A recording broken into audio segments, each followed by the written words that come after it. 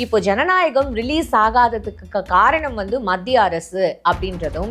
நான் சாதாரண தான் பேபி, ஆனா செய்யற சம்பவம்லாம் சூப்பரா இருக்கும்னு சொல்லுவாங்க. இல்ல இங்க பராசக்தி ரிலீஸ் அது கூட வந்து பின்னாடி அரசியல் பின்புலம் இருக்கு அப்படின்னு சொல்லிட்டு இன்னொரு பக்கமும் பேசப்படுது. செந்தமிழை காக்க பெரும் சேனை ஒன்று உண்டு. திரைப்படத்தை திரைப்படமா பாருங்க, படத்தை பாருங்க, நல்லா இருக்குன்னு நல்லா இருக்குன்னு சொல்லுங்க. ஆனா திரைப்படத்துல போய் இவங்க வந்து முதல்வர் தரக்கூடாது. அது யாரா இருந்தாலும் சரி. வெறும் இந்த கஞ்சா போதை மட்டுமல்ல, மது போதை மட்டுமல்ல, சினிமாவும் ஒரு போதையாத்தான் இருக்குது. திரைப்படங்களை பாருங்கள், ஆனால் திரைப்படத்தில் அழிந்து விடாதீர்கள். அந்த காலத்துல யாரு அம்பேத்கர் சொன்னதுங்க தெரியும். ஒரு பிரேம் நசீர் மேடையில் பேசிட்டே இருந்திருக்கிறாரு, நான் தாண்டா அடுத்த முதல்வர் இருக்காரு, செருப்பை வீசிட்டாங்க. பாருங்க, இப்ப ஆந்திரால கூட சிரஞ்சீவி புரட்டு வந்தாரு. சிரஞ்சீவி என்னாச்சு? சோழியை முடிச்சுட்டாங்க. நான் கூட அவர் ரசிகர் இருந்தேன். இப்ப இந்த ஜனநாயகம் வரப்போது நான் போய் பார்க்க போறேன். ஆனா அதை போய் என்ன பண்ணிருக்காங்க, சென்சார் கொடுக்காம இருக்கிறது யாரு சொல்றாங்கன்னா, எம்ஜிஆரால் விஜய் படத்துக்கு ஜனநாயகம் படத்துக்கு சிக்கலா அப்படின்னு சொல்லிட்டு தான் சார் இப்ப எல்லா இடத்துலயும் தம்ப்நெயிலே அதுதான் சார் போடுறாங்க. சிக்கலோ கிக்கலோ அதெல்லாம் நமக்கு தேவையில்லை. எனக்கு என்னன்னா, மத்திய அரசாங்கம் வந்து அவரை வந்து பிளாக்மெயில் பண்ணுறதுக்காக பாரு உன் படத்தை இப்போ வெளியிட மாட்டேன், உனக்கு சென்சார் கொடுக்க மாட்டேன் அப்படின்னு அமித்ஷா தான் அதை செயல்படுறாருன்னு எனக்கு. இந்த பிரச்சனை நடந்த பிறகு சிபிஐக்கு போயிடுச்சுல. ஆமாம் சார். சிபிஐ வந்து ஃபுல்லாக அந்த ஆதவ் அர்ஜுன் அந்த குரூப்புகளை பூரா என்கொயரி பண்ணிருச்சு. பண்ணி முடிச்சு இந்த டிரைவரை கூப்பிட்டு வச்சு ஃபுல்லாக அப்ரூவல் ஆகிட்டாங்க.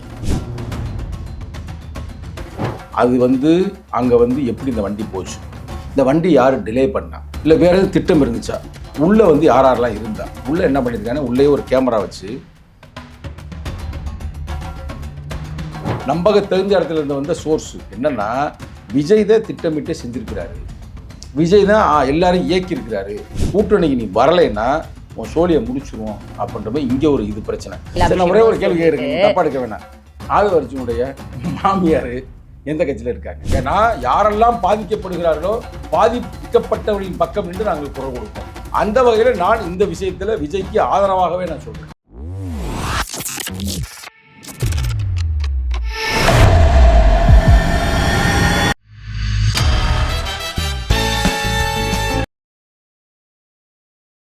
பிபிடி சினிமா நேயர்கள் அனைவருக்கும் வணக்கம். இன்னைக்கு நம்மளோட விசிகியோட மாநில இளைஞர் அணி செயலாளர் சங்கத்தமிழ் அவர்கள் தான் நினைஞ்சிருக்காரு. நிகழ்ச்சிக்கு போகலாம் சார். வணக்கம் சார். வணக்கம்மா சார். நீங்க இந்த கூட்டணியில இருந்தாலும் எந்தெந்த விஷயங்கள் வந்து அரசியலும் இங்க வந்து சினிமாவும் ஒண்ணுக்கு ஒண்ணு பிணைக்கப்பட்டிருக்கு அப்படின்றது நமக்கு தெரியும் சார். ஆனா என்ன இருந்தாலும் அது தனித்தனி துறை தானே சார். இதுல நம்ம வந்து இன்டர்ஃபியர் ஆகக்கூடாது அப்படின்னு சொல்ற அந்த புரிதல் இருக்கணும்ல. இப்போ ஜனநாயகம் ரிலீஸ் ஆகாததுக்கு காரணம் வந்து மத்திய அரசு அப்படின்றதும், இல்லை இங்க பராசக்தி ரிலீஸ் அது கூட வந்து பின்னாடி அரசியல் பின்புலம் இருக்கு அப்படின்னு சொல்லிட்டு இன்னொரு பக்கமும் பேசப்படுது. இதுல எது சார் உண்மை? நீங்களும் வந்து இது எப்படி பாக்குறீங்க? உங்களோட பார்வை என்ன? நீங்களே கேள்வியும் கேட்டீங்க, நீங்களே பதிலும் சொல்லிட்டீங்க. சரிங்களா? இதுக்குமே நாங்க என்ன சொல்றது இருக்கு? எங்களுடைய பார்வை என்னன்னா, திரைப்படத்தை திரைப்படமா பாருங்க, படத்தை பாருங்க, நல்லா இருக்குன்னு நல்லா இருக்குன்னு சொல்லுங்க. ஆனா திரைப்படத்துல போய் இவங்க வந்து முதல்வர் தேடக்கூடாது. அது யாரா இருந்தாலும் சரி. திரைப்படத்துல போய் இவங்க வாழ்க்கையை தேடக்கூடாது. அதுலயும் குறிப்பா வந்து தமிழ்நாட்டை பொறுத்த வரைக்கும் 2-3 போதை இருக்கு. வெறும் இந்த கஞ்சா போதை மட்டுமல்ல, மது போதை மட்டுமல்ல, சினிமாவும் ஒரு போதையாத்தான் இருக்குது. போதைய மாதிரி அவங்க போய் சாகுறாங்க நடிகரை நோக்கி போதை. நான் குறிப்பா விஜயை மட்டும் சொல்லல, மொத்தத்துல எல்லா நடிகரையும் சொல்றேன். அது தனுஷா இருக்கட்டும், இல்ல சூர்யாவா இருக்கட்டும், நீ உடனே போயிடுறாங்க. அப்பயாத்தனுக்கு கூட நீ சோறு போடுறது இல்லை, ஆனால் அங்கே போய் பாலை ஊற்றுவாங்க. இதை வந்து விடுதலை சிறுத்தைகள் என்றைக்குமே நாங்கள் வந்து அனுமதிக்க மாட்டோம். இன்றைய இளைஞர்கள் வந்து அம்பேத்கரை படிங்க, மார்க்ஸை படிங்க, புரட்சி அம்பேத்கர் அவருடைய தத்துவங்களை படிங்க. அதை விட்டுப்படி இங்கே தேடாதீங்க. இன்னொன்று சொல்ற முக்கியமானது, அம்பேத்கருடைய தத்துவத்தில் முக்கியமான சொல்கிறாரு, திரைப்படங்களை பாருங்கள், ஆனால் திரைப்படத்தில் அழிந்து விடாதீர்கள். அந்த காலத்தில் யார் அம்பேத்கர் சொன்னதுங்க, புக்கு பேரேஸ்வரி விட் அண்ட் விஸ்டம்ன்ற புத்தகத்தில் அம்பேத்கர் எழுதியிருக்கிறார். ஆனால் நான் அதை பற்றி பெருசாக விளக்கம் கொடுக்க விரும்பலைங்க. ஆனால் நீ கேட்டதுக்காக சொல்கிறேங்க, திரைப்படம் தமிழ்நாட்டை பொறுத்த வரைக்கும் திரைப்படம் வேற, அரசியல் வேற இல்லை, எல்லாம் ஒன்றோட ஒன்று பின்னி பிணைந்து இருக்குது. அது இந்தியாவில் எங்கேயுமே இல்லை அந்த பிரச்சனை. அதாவது கேரளாலாம் பெரிய பெரிய சூப்பர் ஸ்டார் இருக்கிறாங்க. ஒரு காலத்தில் வந்து அந்த காலத்து சூப்பர் ஸ்டாருங்க, அந்த காலத்தில் நிசா நல்ல பேர் மறந்து போச்சு.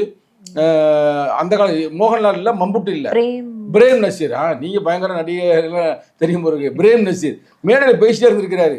நான் தாண்டா அடுத்த முதல்வர் இருக்காரு, செருப்பை வீசிட்டாங்க. அவங்க வீட்டுல போய் செருப்பை வீசி அங்க மட்டும் இல்ல, வீட்டுல போய் செருப்பை போட்டிருக்காங்க. அதோட என்னை மன்னிச்சுக்கிறீங்க, நான் இனிமே அரசியல் போயிட்டு வரமாட்டேன்னாரு. அமிர்தா பச்சி அப்படியே லைட்டா வர்ற மாதிரி தெரிஞ்சு அடிச்சு அவரையும் படுக்க வச்சுட்டாங்க. ஆனா பாருங்க, இப்ப ஆந்திராவில் கூட சிரஞ்சீவி புரட்டு வந்தாரு. சிரஞ்சீவிக்கு என்னாச்சு? சோழியை முடிச்சுட்டாங்க. ஆனா தமிழ்நாட்டு பயவுள்ளைய இன்னமும் இங்கே யார்தான் போய் தேடுது, வந்துடுவாரா அவரா இவரான, இது தப்பு. ஆனால் அதே நேரத்தில் ஒரு கருத்தை சொல்கிறேன். இன்னைக்கு விஜய் அவர் சினிமா நடிகர், நான் கூட அவர் ரசிகர் இருந்தேன். இப்போ இந்த ஜனநாயகம் வரப்போது நான் போய் பார்க்க போகிறேன். ஆனால் அதை போய் என்ன பண்ணியிருக்காங்க, சென்சார் கொடுக்காம இருக்கிறது யாருங்க? அந்த படத்துல ஒரு தப்பு இருந்துச்சுன்னா சரி பண்ணிட்டு சென்சார் போர்டு. ஆனா அதுல இன்னொரு விஷயம் இப்ப ரொம்ப பரபரப்பா பேசப்படுறது என்ன அப்படின்னா, எம்ஜிஆர் அவர்களோட நான் ஆணையிட்டால் பாட்டு எவ்வளவு ஃபேமஸ் தெரியும்ல சார். இப்போ கேப்ஷனே எப்படி போடுறாங்கன்னா, எம்ஜிஆரால் விஜய் படத்துக்கு, ஜனநாயகம் படத்துக்கு சிக்கலா அப்படின்னு சொல்லிட்டு தான் சார் இப்ப எல்லா இதுலயும் தம்ப்நெயிலே அதுதான் சார் போடுறாங்க. சிக்கலோ கிக்கலோ அதெல்லாம் நமக்கு தேவையில்லை. எனக்கு என்னன்னா, மத்திய அரசாங்கம் அவரை பிளாக்மெயில் பண்றதுக்காக பாரு உன் படத்தை வெளியிட மாட்டேன், உனக்கு சென்சார் கொடுக்க மாட்டேன் அப்படின்னு அமித்ஷா தான் அதை செயல்படுறாருன்னு எனக்கு நியூஸ். சார் தலைவாலேருந்து சர்க்கார்லேருந்து எத்தனையோ படங்கள் அவர் ஃபேஸ் பண்ணி இந்த மாதிரியான ஒரு பிரச்சனைகள் தொடர்ந்து பார்த்துட்டு வரும்போது மக்கள் கிட்ட இன்னும் அவருக்கு அந்த ஃபேம் தானே சார் இன்க்ரீஸ் ஆகும். அதை நம்ம இப்படி கூட நினைப்போம், எப்படி சென்சார் போர்டு கொடுத்துருவாங்க, எப்படியும் படம் பார்க்க போறோம் கரெக்டா. இது வேணுக்குன்னு இந்த மக்களை அந்த போதையை உருவாக்குறதுக்கு வரலாம் தலைவனுக்கு வரலாம் தான். நீங்களே பாருங்க, கேள்வி 1000 கேள்வி இருக்கு. சென்சார் போர்டு கொடுக்கல, என்னங்க நீங்க என்னங்க சொல்ல வரேன்னு ஏன்டா கேட்குறீங்க. நான் ஏதோ அவர் ரசிகர்ன்ற முறையில் சரி படத்தை கொடுங்கப்பா அப்படின்னு சொல்கிறோம். அது மாதிரி நாங்கள் கொடுத்துருங்கப்பா, ஏப்பா சிக்கலை வளர்க்குறேன்னு சொல்கிறோம். ஆனால் இன்னொரு செய்தி உங்களுக்கு சொல்கிறேன், முக்கியமான செய்தி. அது மட்டும் இல்லை, அவருடைய டிரைவர் இருக்கார் தெரியுமில்ல? ஆமாம் சார். அவர் டிரைவரை ஒரு 4 நாளைக்கு முன்னாடி என்கொயரி பண்ணியிருக்கிறாங்க. நமக்கு விஜயா இருந்தாலும் கூட நம்ம என்றைக்குமே யாரெல்லாம் நசிக்கப்படுறாங்களோ, யாருக்கெல்லாம் சிக்கல் இருக்கோ அவங்க சப்போர்ட்டாக பேசுவோம். இந்த பிரச்சனை நடந்த பிறகு இது சிபிஐக்கு போயிடுச்சுல. ஆமாம் சார். சிபிஐ ஃபுல்லாக அந்த ஆதவ் அர்ஜுன் அந்த குரூப்புகளை பூரா என்கொயரி பண்ணிருச்சு. பண்ணி முடிச்சு இந்த டிரைவரை கூப்பிட்டு வச்சு ஃபுல்லாக அப்ரூவல் ஆகிட்டாங்க. நான் சொல்கிறேன் 100 உண்மை. பல பத்திரிகையாளர் கூட இப்போ பேட்டி கொடுத்துட்டு இருக்கிறாங்க. என்ன பண்ணியிருக்கிறாங்கன்னா, அது அங்கே எப்படி இந்த வண்டி போச்சு, இந்த வண்டி யார் டிலே பண்ணா, இல்லை வேறு எதுவும் திட்டம் இருந்துச்சா, உள்ளே யாரெல்லாம் இருந்தா, உள்ளே என்ன பண்ணியிருக்காங்கன்னா உள்ளே ஒரு கேமரா வச்சு ஃபுல்லாக எடுத்துருக்குறாங்க இந்த விஷயங்களை படத்தை. இதெல்லாம் ஜனநாயகம் படத்தில் பயன்படுத்துவதற்காக அப்படின்ற விஷயத்தை அவர் எல்லாம் சொல்லி அப்ரூவ் ஆகிடுது. இது ஒரு திட்டமிட்டு நடத்தப்பட்டதா அல்லது வேற யாரும் திமுக உங்களுக்கு செஞ்சிருச்சா, இது மாதிரி சில கேள்விகள்லாம் டிரைவருக்கு தெரியும் அப்படின்னு கேள்விகளும் கேட்டால் டிரைவர் சைட்ல இருந்து சில விஷயம் சொல்லப்பட்டிருக்கு. வண்டியை எத்தனை மணிக்கு இங்கே உள்ள கொண்டு போனோம், எப்படி கொண்டு போனோம், உனக்கு யார் இன்ஸ்ட்ரக்ஷன் கொடுத்தா. ஆக மொத்தம் எங்களுக்கு செய்து நம்பிக்கை, அதாவது நம்பக தெரிந்த இடத்துல இருந்து வந்த சோர்ஸ் என்னன்னா, விஜய் தான் திட்டமிட்டு செஞ்சிருக்கிறாரு, விஜய் தான் எல்லாரும் இயக்கியிருக்கிறாரு.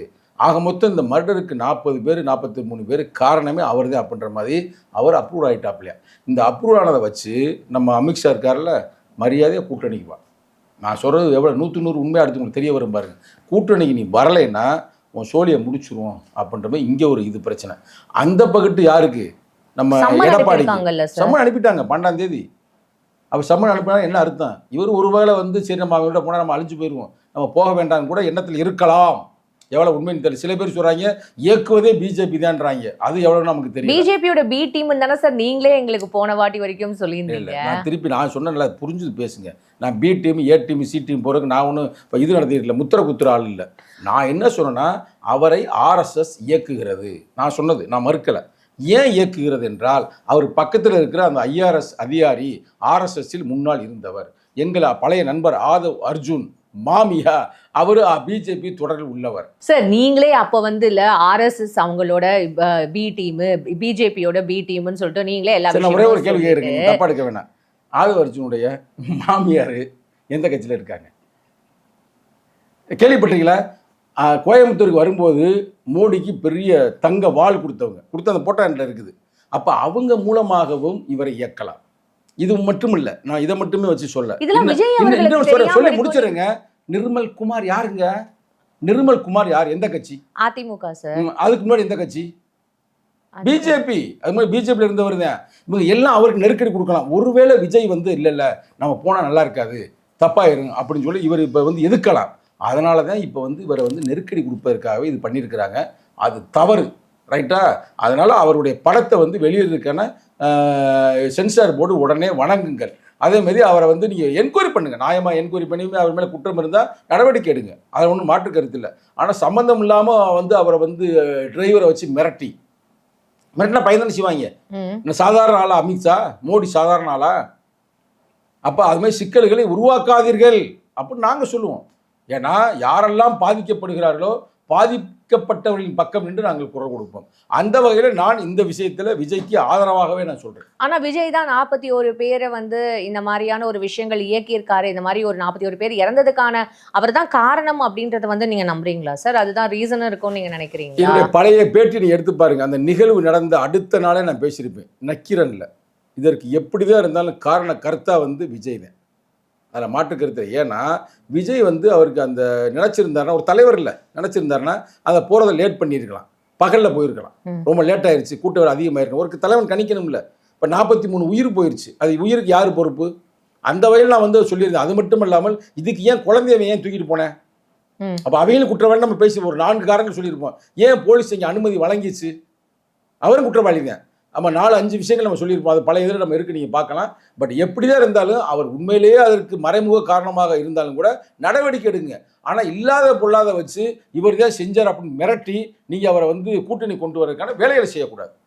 அதை யாருமே ஏற்றுக்கொள்ள முடியாது. தமிழ்நாட்டில் யாருக்கு வந்தால் நாங்கள் கேட்போம், அது எந்த மாற்று கருத்தும் இருந்தா. இதில் மாதிரி அது பேருனா மகாராஷ்டிரா மாதிரி ஏக்நாத் சிண்டே என்ன பண்ணாங்க, பெரிய இருந்தாலும் லஞ்ச ஊழல் அப்படி இப்படிலாம் பிடிச்சி பல ஓடினாங்க. கடைசியில் அவர் கொண்டு போய் அவங்க இருக்கிற வாஷிங் மிஷினில் அவரை துவைச்சு சூப்பராக நாடுறா, நீ தான் அடுத்து துணை முதல்வர் அப்படின்னு அறிவிச்சாலே அறிவிக்கலையா? அப்போ அது மாதிரி நடந்தால் நாங்கள் தட்டி கேட்போம். அதில் எந்த வகையான மாற்று கருத்தும் இல்லை.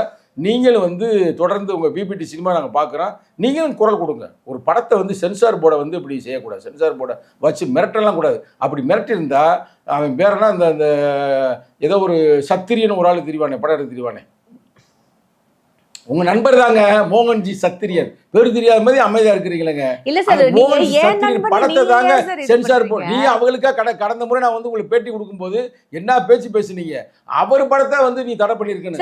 ஒரு சாதி கலவரத்தை உருவாக்குவது அந்த படம் வந்து நீங்க ஓபனா ஒரு சேனல்ல உட்கார்ந்துகிட்டு, அதுவும் இது வந்து ஒரு பப்ளிக் மீடியா, நாங்க இப்ப சொல்றேங்க. அந்த அம்மா வந்து அவர் என்னமா சொல்றாரு, இப்ப என்ன சொல்றாரு உங்களுக்கு தெரியுமா? எடுத்துட்டாங்க சார், எடுத்துட்டு போ, அது ஒன்றும் பிரச்சனை இல்லை, உனக்கு தான் நஷ்டம். அந்த அம்மா பாட்டை போட்டனால நீ ஃபேமஸ் ஆகிட்ட. அவன் சொல்கிறாரு, இருந்தாலும் இந்த அம்மாவை நான் என்ன பண்ணுறேன் பாரு அப்படின்னா அந்த அம்மாவை மிரட்டு. அதுக்கு முன்னாடி ஒரு படத்தில் ஒரு நடிகை, அவரோட முதல் படம் பார்த்தீங்களா, ஒரு நடிகை நடிச்சுதான், அந்த அம்மாவும் இந்த ஒரு கருத்து சொல்லிச்சு, அந்த அம்மாவையும் மிரட்டுறாப்புல. அப்போ மிரட்டும் போது நம்ம பார்த்துக்க இருப்போமா? அதெல்லாம் தவறு. பாதிக்கப்பட்டவர்களின் பக்கம் நாங்கள் நிற்போம். இல்ல யார் பாதிக்கப்பட்டாங்கன்ற ஒரு இன்வெஸ்டிகேஷன்லாம் நீங்க பண்ணிட்டீங்களா சார்? கட்சி ஏங்க அந்த பெண்மகள் வந்து ஒரு பாட்டு பாடிட்டு தெரியாம நான் பாடிட்டேன், இந்த ஆளு ஏற்கனவே இந்த ஆளு இதுதான் பொழப்பு, பெண்களை ரொம்ப இழிவுபடுத்துவாரு, நான் பாட போற நேரத்தில் அந்த இயக்குனர் அந்த இடத்துல இல்லை, என்னை ஏமாத்திட்டாங்கன்னு சொன்னா அந்த அம்மா. அதற்கு முன்னால் நடந்த படத்துல ஒரு பெண்மகள் நடிச்சிருந்தாங்க, அந்த நடிகை பேர் எனக்கு மறந்து போச்சு.